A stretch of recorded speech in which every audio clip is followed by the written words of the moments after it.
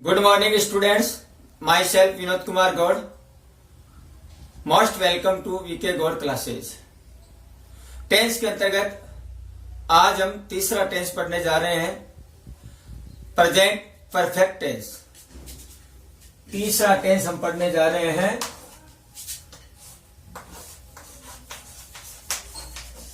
Present perfect tense. This tense indicates that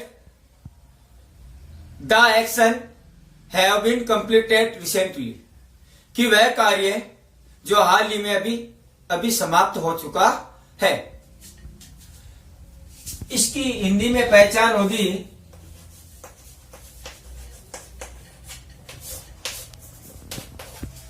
यदि किसी हिंदी वाक्य के अंत में किसी क्रिया के साथ चुका है, चुकी है,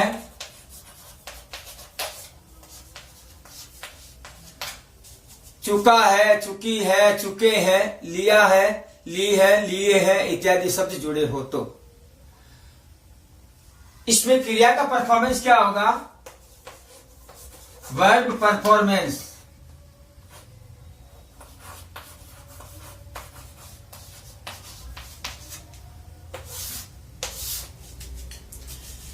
यदि वाक्य का सब्जेक्ट ही, शी, इट और कोई भी सिंगुलर नेम हो और वाक्य यदि पॉजिटिव हो, उस वाक्य की क्रिया के साथ हैज प्लस वर्ब की थर्ड फॉर्म का प्रयोग करेंगे। और यदि वाक्य नेगेटिव हो, उसमें हैज नॉट प्लस वर्ब की थर्ड फॉर्म। यदि वाक्य का subject I, we, you, they और any kind of plural name और यदि वाक्य पॉजिटिव हो तो पॉजिटिव वाक्य में वर्ब आएगी हैव प्लस वर्ब की थर्ड फॉर्म और नेगेटिव वाक्य में आ जाएगी हैव नॉट प्लस वर्ब की थर्ड फॉर्म। यहां पे वर्ब की थर्ड फॉर्म का तात्पर्य क्या है? वी थर्ड यानी वर्ब की थर्ड फॉर्म। एज एग्जाम्पल तौर पे देखिए कि इस वाक्य में, इस टेंस के अंदर कोई कार्य अभी अभी पूरा हो चुका है। एज एग्जाम्पल देखिए, राम बाजार जा चुका है।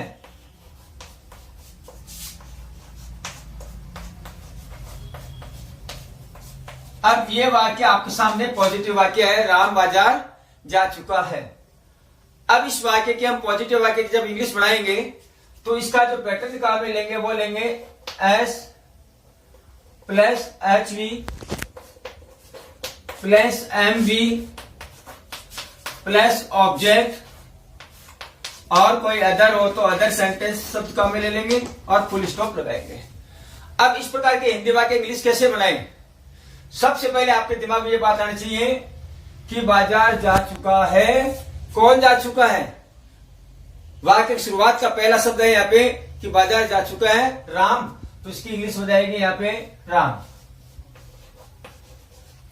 अब जा चुका है यहाँ पे वर्ब है, तो जाना को क्या बोलते हैं? गो। गो की थर्ड फॉर्म क्या हो गई यहाँ पे? गॉन।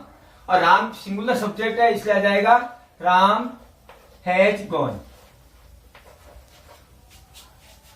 कहा? मार्केट, तो टू मार्केट।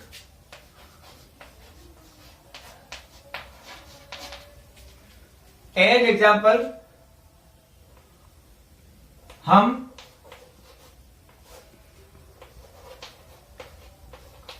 अंग्रेजी व्याकरण सीख चुके हैं।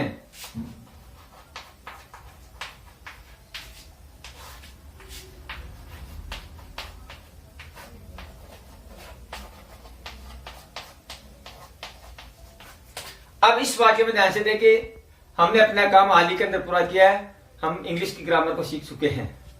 तो सबसे पहले आगे का शब्द लेंगे अपन यहाँ पे सब्जेक्ट के रूप में वी। अब यहाँ पे सीखने को बोलते हैं लर्न, लर्न की थर्ड फॉर्म होती है लर्न। तो यहाँ पे वी हैव लर्न, हम सीख चुके, क्या सीख चुके हैं? अंग्रेजी व्याकरण, इसको क्या बोलेंगे? English grammar.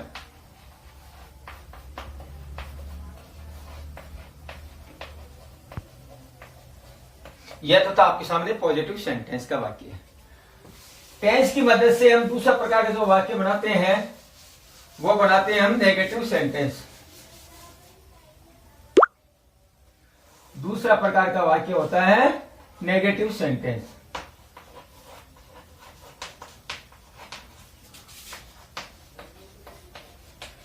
नेगेटिव सेंटेंस से तात्पर्य होता है नकारात्मक वाक्य।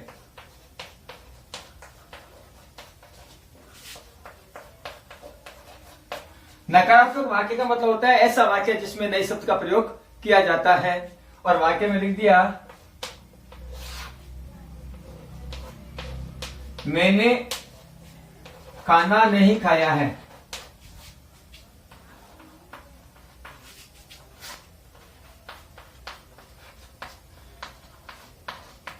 यह वाक्य बता रहा है कि मैंने अपना अभी खाना खाने का काम पूरा नहीं किया है। नेगेटिव वाक्य का फार्मूला जो आएगा आपके सामने आएगा, S plus H V plus not plus M V plus object plus other, और लास्ट में आ जाएगा फुल स्टॉप। खाना नहीं खाया है, किसने नहीं खाया है? मैंने। तो मैंने का मतलब क्या हो गया यहाँ पे? आई के साथ आ जाएगा हेल्पिंग वर्ब के रूप में हैव, नॉट, मेन वर्ब जो है इस टेंस की वो होती है वर्ब की थर्ड फॉर्म। तो आई हैव नॉट टेकन या ईटन भी कर सकते हैं यहाँ पे, टेकन फूड,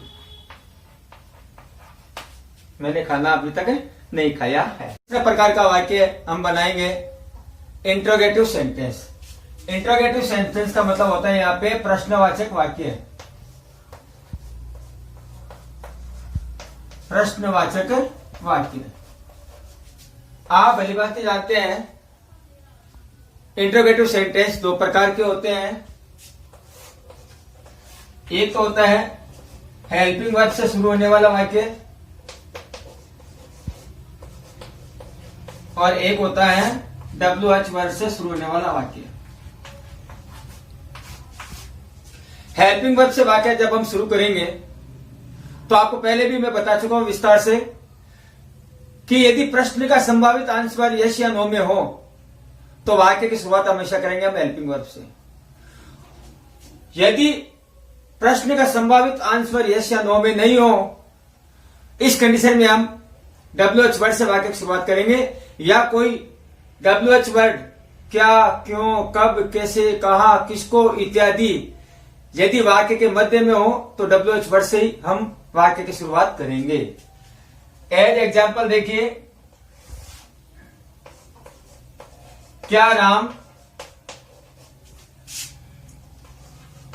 दूध पी चुका है?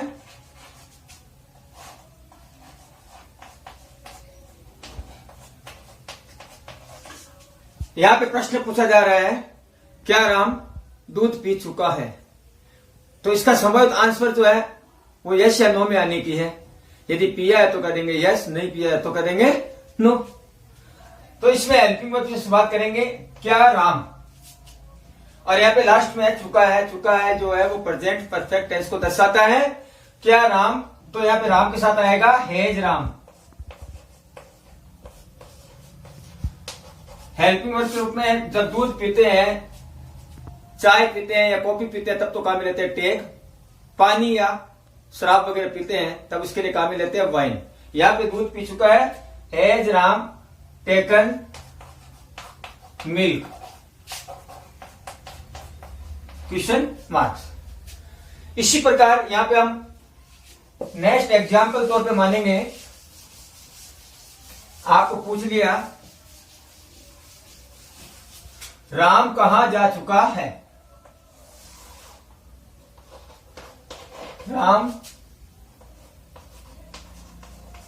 कहां जा चुका है?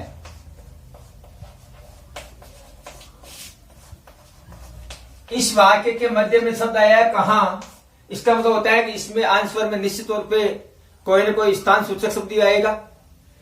इसका संभावित आंसर यस या नो में नहीं आ रहा है, तो यहाँ पे आ जाएगा कहाँ, कहाँ के लिए आ जाएगा वेयर। अब राम के साथ आएगा has, where has Ram, Ram कहाँ जा चुका है, तो यहाँ पे आ जाएगा गॉन क्वेश्चन मार्क्स। इसी प्रकार फोर्थ प्रकार का वाक्य जो होता है वो होता है इंट्रोगेटिव नेगेटिव सेंटेंस।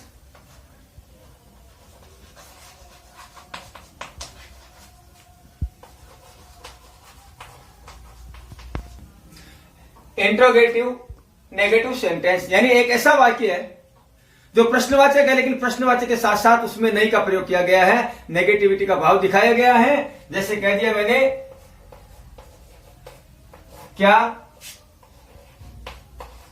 मोहन ने अपना गृह कार्य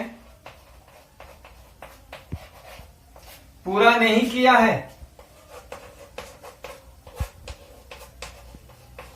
पूरा नहीं किया है। अब यदि मोहन ने अपना गृह कार्य पूरा कर लिया तो अपन कह देंगे हाँ कर लिया है, नहीं किया तो क्या कहेंगे, मोहन ने अपना पूरा कार्य नहीं किया है, यानी इसका संभावित आंसर यस या नो में ही आएगा।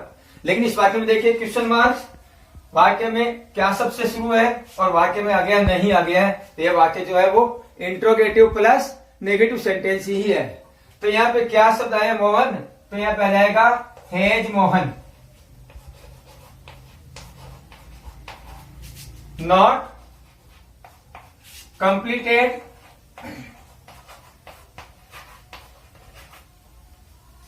His homework, his homework. एक बात तो विशेष ध्यान रखना, यदि वाक्य सहायक क्रिया से शुरू होता है और हमें उसमें नोट का प्रयोग करना है तो नोट का प्रयोग करेंगे तीसरे नंबर के शब्द के ऊपर। जैसे हेल्पिंग वर्ड से शुरू है तो शब्द नंबर 1, 2 और तीसरे पे नोट आ गया। यदि वाक्य की शुरुआत डब्ल्यूएच वर्ड से होती है तो नोट का प्रयोग होगा नंबर 4 पे होगा। इस बात का विशेष ध्यान रखेंगे। नेक्स्ट एग्जाम्पल देखिए,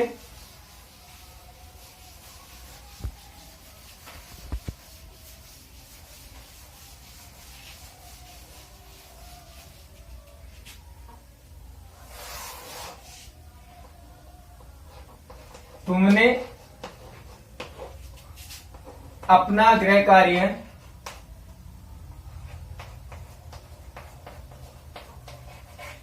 पूरा क्यों नहीं किया है, क्यों नहीं किया है।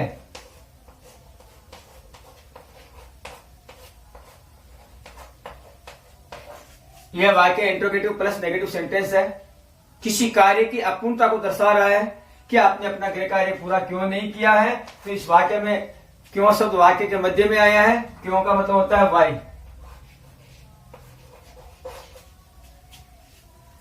यू के साथ आएगा हैव, वाई हैव यू। अब देखिए डब्ल्यूएच वर्ड से शुरुआत तो नोट का प्रयोग 4 नंबर पे आएगा, शब्द नंबर 1, 2, 3 और चौथे पे आएगा not. Why have you not completed your homework और क्वेश्चन मार्क्स। आगे हम पढ़ने जा रहे हैं कि हम प्रेजेंट परफेक्ट टेंस का प्रयोग कहां कहां करेंगे, किस प्रकार करेंगे, किन प्रकार के वाक्य को दर्शाने के लिए करेंगे। तो यहां पे अपन हेडिंग लगाने जा रहे हैं यूजेज ऑफ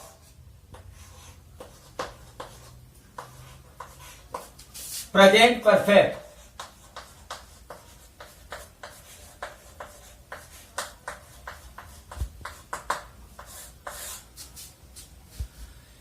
यह टेंस किसी कार्य की पूर्णता को दर्शाता है या किसी कार्य की अपूर्णता को दर्शाता है कि कार्य पूरा हो चुका है या कार्य पूरा नहीं हुआ है। पहला पॉइंट के रूप में देखेंगे to express the actions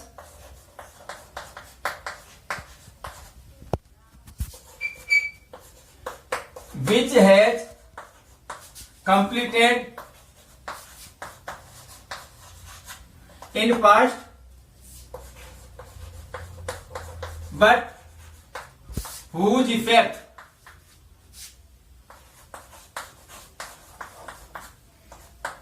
is continue in present.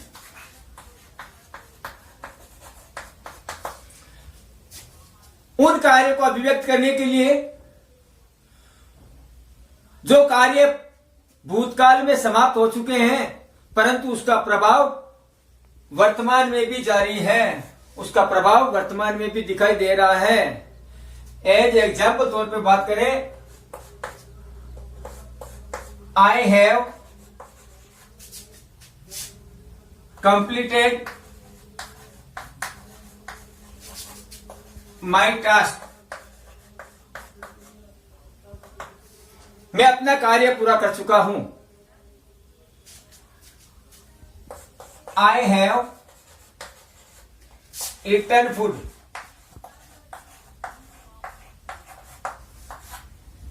मैं खाना खा चुका हूं, यानी मैंने खाना भूतकाल में खाया, लेकिन उसका असर वर्तमान में क्या है कि मेरा पेट पूरी तरह से भरा हुआ है, अब मेरे खाने की कोई इच्छा नहीं है।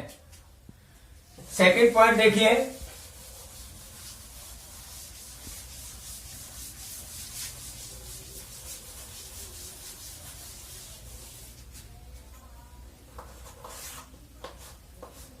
To express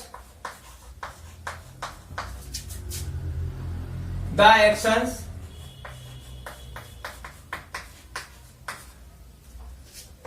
that have been completed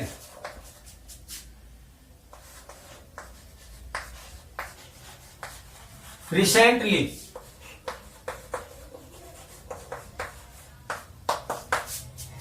उन कार्य को दर्शाने के लिए कि वह कार्य जो हाल ही के अंदर समाप्त हो चुके हैं, अभी अभी समाप्त हो चुका है। एज एग्जाम्पल देखिए, I have recently got married, मेरा अभी अभी विवाह हो चुका है, हाल ही के अंदर मेरा विवाह हो चुका है। एग्जाम्पल तौर पे, they have recently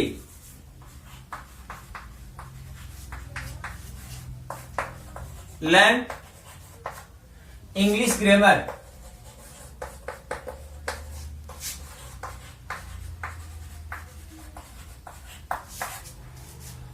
they have recently learn English grammar, वो हाल ही के अंदर अंग्रेजी व्याकरण सीख चुके हैं।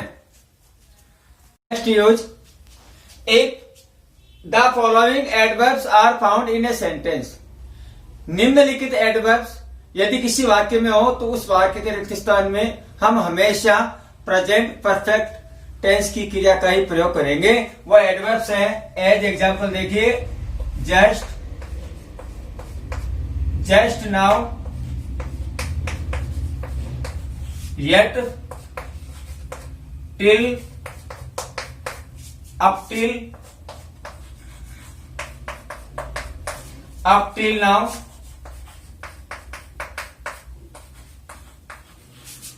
so far, many times,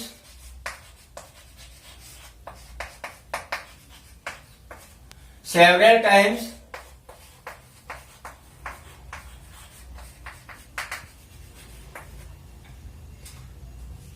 already, recently, hardly, scarcely, etc.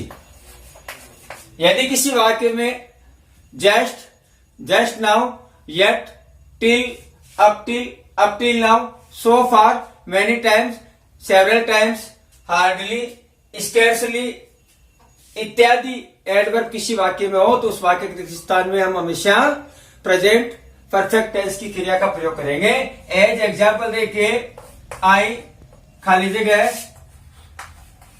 Recently, फिर खाली जगह, ब्रैकेट में वर्ब दे रखी है पास, 12th class, I recently pass 12th class. अब यहाँ पे पास जो क्रिया है वो किस रूप में आएगा यहाँ पे, क्योंकि यहाँ पे आ गया रिसेंटली, हाल ही के अंदर एडवर्ब आ गया, तो आई हैव पास्ट। या मैंने कह दिया राधा खाली जगह ऑलरेडी, खाली जगह कुक, ब्रैकेट में वर्ब आ गई फूड। अब इस वाक्य में ऑलरेडी एडवर्ब आ गया है, वर्ब है कुक, कुक अपने को कौन सा उचित रूप भरना है, fill in the blanks correct from of the verbs के अंतर्गत यहां पे आ जाएगा राधा हैज रिसेंटली कुक्ड, यहां पे आंसर रूप में आ गया रिसेंटली कुक्ड। प्रिय विद्यार्थियों, मैंने आपको प्रेजेंट परफेक्ट टेंस